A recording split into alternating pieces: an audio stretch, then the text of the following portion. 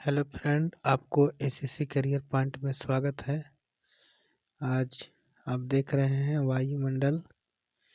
ये बिल्कुल JCERT book से बनाया गया है और झारखंड के आगामी प्रतियोगिता परीक्षा के ख्याल में रखते हुए ये नोट्स तैयार की गई है, जो बिल्कुल सरकारी बुक से बनी है। यहाँ पर आप देख रहे हैं कि पृथ्वी के चारों ओर लगभग 100 किलोमीटर ऊंचाई तक आपका ऐसे वायुमंडल पाया जाता है। मतलब इस तरह से आप देख रहे हैं, मतलब पृथ्वी के 100 किलोमीटर ऊंचाई तक ऐसे वायुमंडल पाया जाता है। अब गैस के वितरण में जब हम देखते हैं तो सबसे आपको अधिक 78% आपको नाइट्रोजन है।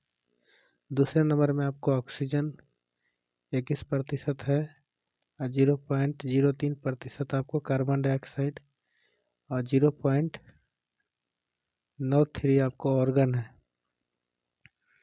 इस तरह से आप देख सकते हैं, यहाँ पर भी वही चीज़ है। और जहाँ तक नाइट्रोजन की बात करते हैं, नाइट्रोजन आपको पौधे के लिए सबसे महत्वपूर्ण है और पौधे नाइट्रोजन पर ही निर्भर हैं। आगे देख रहे हैं, यहाँ पर पौधे में प्रकाश संश्लेषण क्रिया के कारण आपको O2 का संतुलन बना रहता है। मतलब पृथ्वी में ऑक्सीजन की जो मात्रा 21% है, वो 21% ही रहेगी। इसका मुख्य कारण है पौधे में प्रकाश संश्लेषण क्रिया। तो इसी से हमको पता चल जाता है कि इस पृथ्वी पर पौधे कितना आवश्यक है। CO2 के पौधे के लिए महत्वपूर्ण है। ऐसा नहीं है कि CO2 हमेशा नुकसानदायक है। पौधे के हित के लिए CO2 जरूरी है, कार्बन डाइऑक्साइड जरूरी है, परंतु इसका अधिकता होना हमारी इस पृथ्वी के लिए बहुत बड़ा खतरनाक है, हो सकता है, क्योंकि CO2 को बढ़ने के कारण पृथ्वी में तापमान बढ़ जाता है, जिसे हम ग्लोबल वार्मिंग के नाम से जानते हैं। आप यहाँ देख रहे हैं एक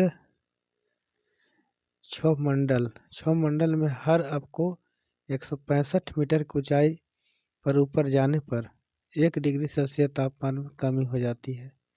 इसको आप ऐसे भी देख सकते हैं, 1000 प्रति मीटर पर 6.5 सेल्सियस आपका ऐसे तापमान में कमी आ जाती है। लेकिन यह सिर्फ क्या है, क्षोभ मंडल में है।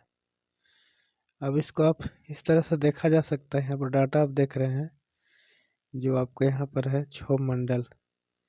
तो क्षोभ मंडल का जो ऊंचाई जो है आपको 8 से लेकर 18 किलोमीटर तक है।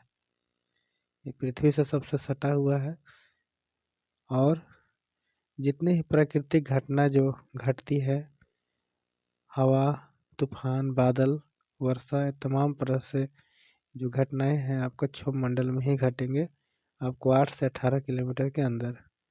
अब देख रहे हैं यहाँ पर एक क्षोभ मंडल की पट्टी है जिसको ट्रोपोपास कहा जाता है यहाँ पर। तो ये आपको जो ट्रोपोपास का जो पट्टी है क्षोभ मंडल के जस्ट ऊपर, इसकी जो मोटाई है 1.5 किलोमीटर है। मतलब 1.5 किलोमीटर तक जो है आपको ट्रोपोपास है। जो आप यहाँ देख रहे हैं ट्रोपोपास की जो मोटाई है आपको ये वाला पट्टी। क्षोभ मंडल के बाद जो दूसरा मंडल आता है आपको, इसका मोटाई आपको है 150 किलोमीटर, वो है समताप मंडल। आप यहाँ देख रहे हैं समताप मंडल, जिसमें आपको ये चित्र आपको दिख रहा है हवाई जहाज। मतलब ये वायुयान के लिए आपको सबसे उपयुक्त माना जाता है, क्योंकि यहाँ जो तापमान बिल्कुल वह शांत होता है और सामान्य तापमान होता है। और ये जो है आपका समताप मंडल है आपको ओजोन से बना हुआ है, O3 से। O3 यहाँ पर है जो परावैंगनिक प्रकाश को अवशोषित करती है और हमें विभिन्न प्रकार के जो परावैंगनिक से जो साइड इफेक्ट है उससे बचाती है। अब तीसरा मंडल आपका है मध्य मंडल। तो ये आपका मध्य मंडल है, आपको इसकी मोटाई आपको 80 किलोमीटर है। ये काफ़ी ठंडा मंडल है, मतलब तापमान की दृष्टि से अब आपको सबसे ठंड आपका है मध्य मंडल। और दूसरी बात, मध्य मंडल हमारा जो उल्का पिंड होते हैं, उल्का पिंड यहाँ आते आते नष्ट हो जाती है। नष्ट होने का मुख्य कारण यह है कि ये जैसे ही पृथ्वी में उल्का पिंड प्रवेश करता है तो यहाँ पर वातावरण इतना ठंडा होता है, ये तो जलते जरूर आता है लेकिन यहाँ पर ये समाप्त हो जाता है। ये मध्य मंडल काफ़ी ठंडा मंडल है। उसके बाद आप यहाँ देख रहे हैं 3 नंबर में, तो 3 नंबर तो हो गया मध्य मंडल। 4 नंबर में आपका है, ये आपका है तापमंडल। ताप की अधिकता, मतलब इसका नाम इसीलिए तापमंडल पड़ा है कि इसका तापमान अब यहाँ से बढ़ने लगता है। मध्य मंडल से जैसे ही वो ऊपर बढ़ेंगे तो तापमान में लगातार वृद्धि होगी। और यहाँ पर रेडियो संचार के लिए महत्वपूर्ण आपको ये है, मतलब रेडियो तरंग को ये परावर्तित करता है, जिस कारण से हम पृथ्वी में तमाम प्रकार के रेडियो टेलीविज़न सुविधाएं ले पाते हैं। और ये तरंगों को परावर्तन करता है, जो आप यहाँ देख रहे हैं इसमें इस तरह से। और इसका जो मोटाई आपका है 80 से 640 किलोमीटर तक, ये बिल्कुल गर्म है। अब इसके बाद तो ऊपर जाने पर आपको गर्म होगा। जो बहिर्मंडल है, बहिर्मंडल की मोटाई कितनी है, तो मतलब 640 किलोमीटर से आपको ऊपर जितना है और आपका बहिर्मंडल है। और बहिर्मंडल आपको यहाँ पर वायु जो है, दो ही प्रकार का वायु है जो आपको, हाइड्रोजन और हीलियम। क्योंकि हाइड्रोजन हीलियम सबसे हल्का गैस है। और ये क्या होता है, हमारा वायुमंडल के सबसे ऊपरी परत पर आपको हीलियम और हाइड्रोजन पाया जाता है। इस तरह से आप यहाँ पर देख रहे हैं पवन। तो पवन किसे कहते हैं, हवा। पृथ्वी पर तापमान का जो वितरण है वह सभी जगह अलग अलग है, क्योंकि एक जैसा तापमान पूरे पृथ्वी पर नहीं है। इस तापमान के वितरण के कारण आपके जो हवा का जो गति है या दिशा है वो बिल्कुल भिन्न भिन्न है। अब देखिए कैसे इसको समझेंगे। यहाँ पर दाब पट्टी है और हवा की जो गति को मापने का जो यंत्र है, अर्थात पवन की गति को मापने का जो यंत्र है, उस यंत्र का नाम है एनीमोमीटर। अर्थात एनीमोमीटर के माध्यम से हवा की गति को मापा जा सकता है। अब सबसे महत्वपूर्ण यहाँ पर है, देख रहे हैं ये जो है आपका दाब पट्टी है। सबसे महत्वपूर्ण इसको समझना, दाब पट्टी। सबसे पहले इसको हम शुरुआत यहाँ से करते हैं, ये बीच वाला क्षेत्र से। ये आपका है सब विषुवत क्षेत्र है, विषुवत पट्टी, जिसको भूमध्य रेखीय पट्टी भी कहा जाता है। देखिए यहाँ लिखा भी है।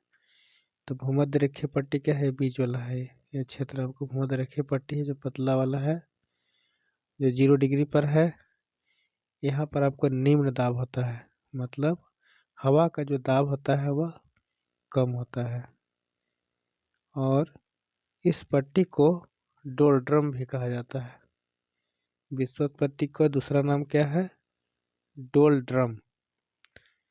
अब इस विषुवत पट्टी से आपको उत्तर की पट्टी और दक्षिण की पट्टी दोनों में समानता मिलती है, क्योंकि यहाँ आप देख रहे हैं कि ये जो है आपका व्यापारिक पवन है।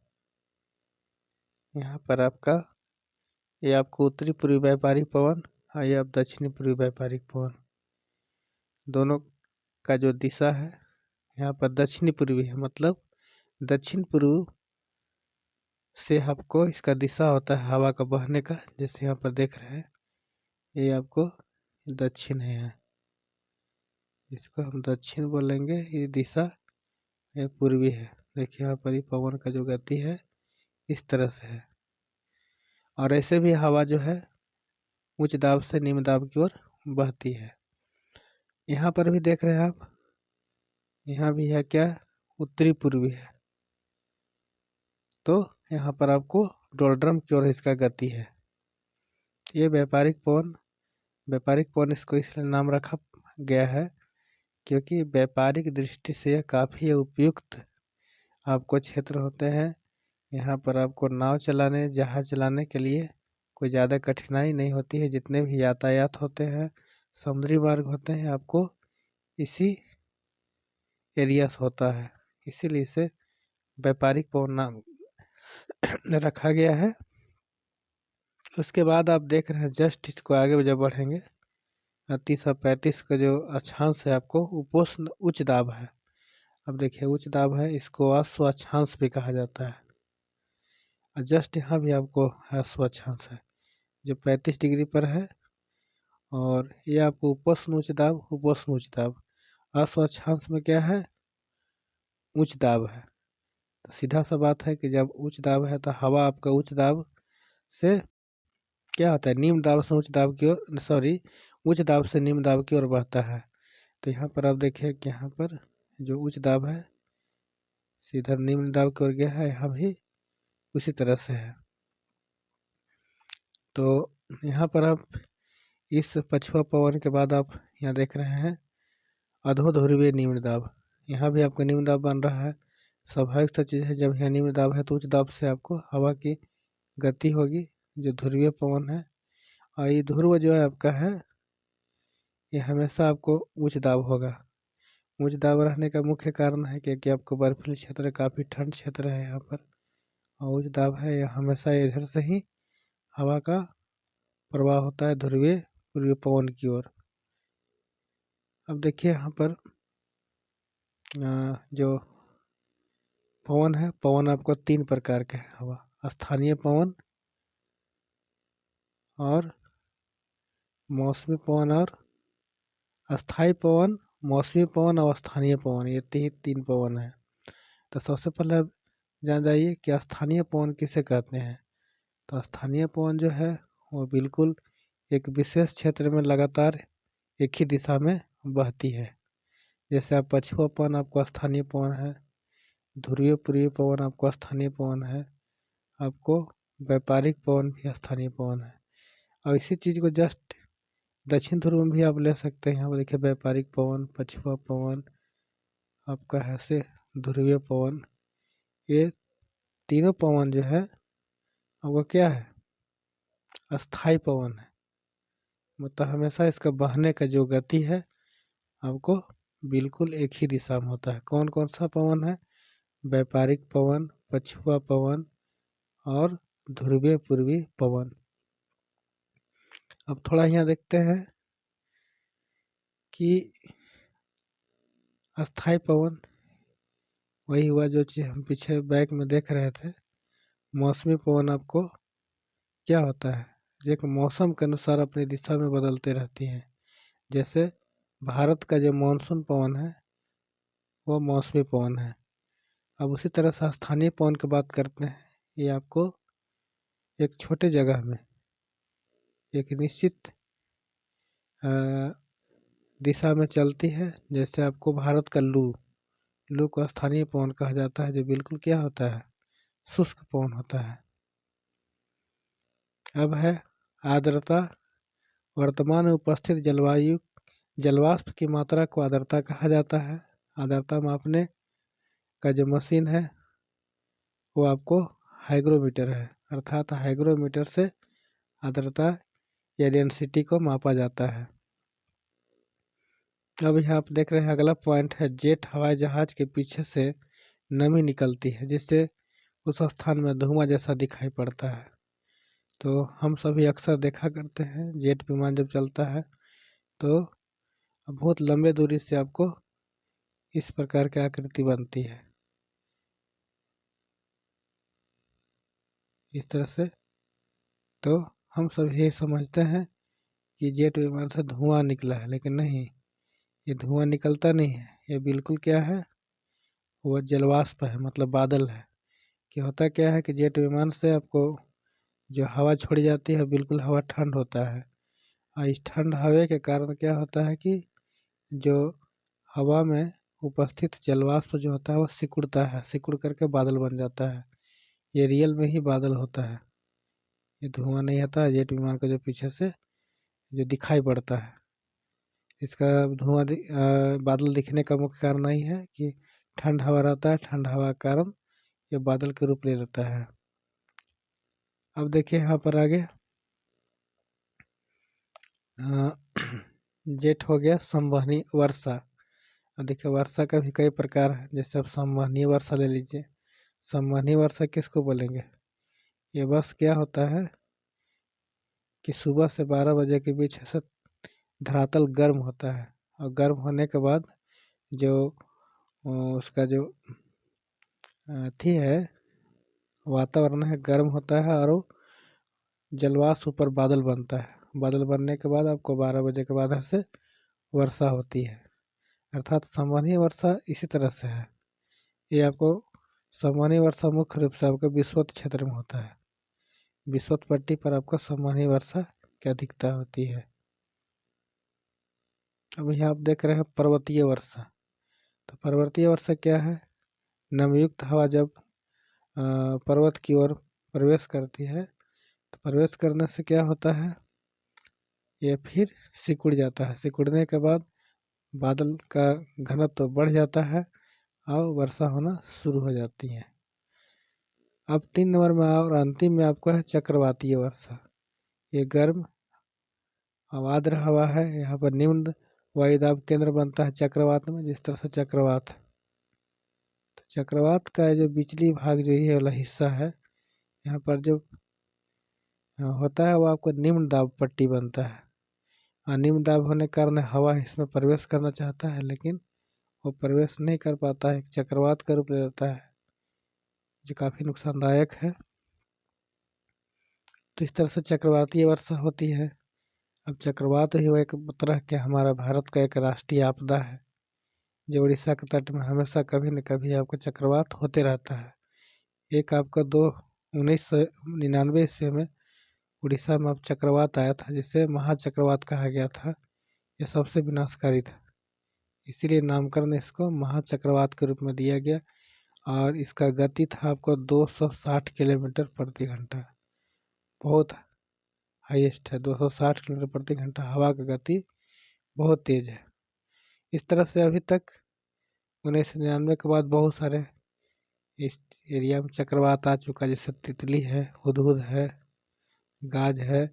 ऐसे तमाम प्रकार के चक्रवात आते रहते हैं और इस एरिया में अशांति फैलाते रहता है। तो चलिए, आपका जय हिंद, जय भारत।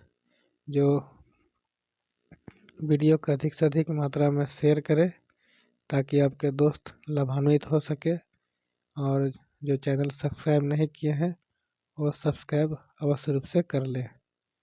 जय हिंद, जय भारत।